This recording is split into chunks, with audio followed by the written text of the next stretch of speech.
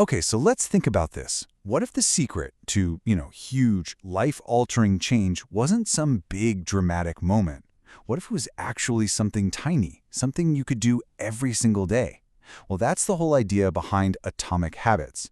It's this concept that massive, incredible results actually come from these small, almost insignificant choices that just build on each other over time. And to really get a feel for how powerful this is, just look at this number, 37 times. I mean, think about that.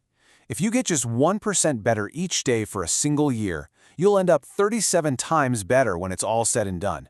It's so easy to just brush off a tiny little improvement, right? But the math doesn't lie. The difference it makes over time is it's staggering. The author, James Clear, he has this perfect name for it. He calls it the compound interest of self-improvement. And it's exactly what it sounds like, right? Just like money compounds in a bank account, your habits, they compound to build your future. These little daily actions, they might feel totally minor at first, but they are absolutely accumulating into something way, way bigger. All right, so how do we actually do this? How do we harness this incredible compounding effect? Well, James Clear says it takes a pretty fundamental shift in how we think. We need to start focusing less on our goals and a whole lot more on our systems. And this quote, this is such a game changer. Goals, see, they're the results you want. They're like a one-time thing, a momentary change. But systems are the processes, the routines that actually lead to those results. So if you're struggling to change something, listen to this. The problem isn't you, it's your system. I mean, think about it for a second. Winners and losers, they often have the exact same goals. The person who runs the marathon and the person who gives up on page 2 of the training plan, they both wanted to cross that finish line, right? The real difference is that the winners have better systems. The goal, yeah, that gives you direction, but it's the system that actually gets you there, that makes the progress happen. Okay, so the big question is, how do we build these powerful systems? Well, the book lays out this simple, super practical, and honestly incredibly effective toolkit. It's all built around what he calls the 4 laws of behavior change. So first things first, we've got to understand the basic wiring in our brains. Every single habit you've got, the good ones, the bad ones, all of them, they follow this 4-step loop. It's like a neurological feedback loop that just runs on autopilot. You've got a cue that triggers a craving, which then motivates a response, and that provides a reward. Cue, craving, response, reward. Over and over. And here is the really cool part. We can actually hack that loop. We can engineer it. Each of these 4 laws lines up perfectly with one of those 4 steps.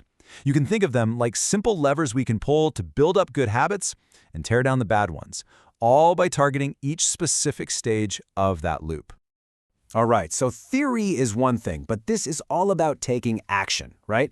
So let's look at some super simple, really concrete ways you can start applying these laws, like today. So, law number 1, make it obvious. This is all about making the cues for your good habits, well, impossible to ignore. It turns out a huge chunk of what we do is just a response to our environment. So, instead of trying to rely on sheer willpower, which, let's be honest, never works for long, you redesign your surroundings to make the right choice the most obvious one. Okay, so while law 2 is make it attractive, let's jump to maybe the most powerful law for just getting started. Law 3, make it easy. And the secret weapon here is something called the 2-minute rule. The idea is just brilliant in its simplicity. You take any new habit you want to start and you scale it down, way down, until it takes less than 2 minutes to do. And look, the point here isn't to get amazing results in 2 minutes. That's not it at all. The point is to master the art of showing up. So often, we get obsessed with the finish line, but what we really need to do is optimize for the starting line. Because just getting started, that's the hardest part, and it's absolutely the most important one. And finally, to close that habit loop, we have law 4, make it satisfying.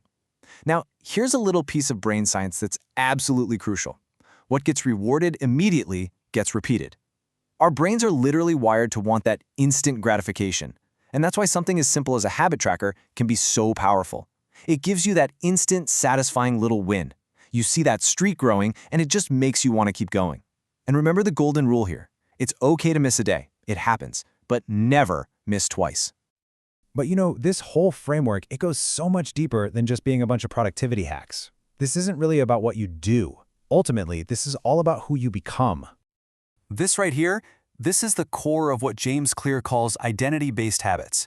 See, real lasting change, it doesn't come from focusing on the outcome. It comes from changing your beliefs about who you are. Your behaviors are really just a reflection of your identity.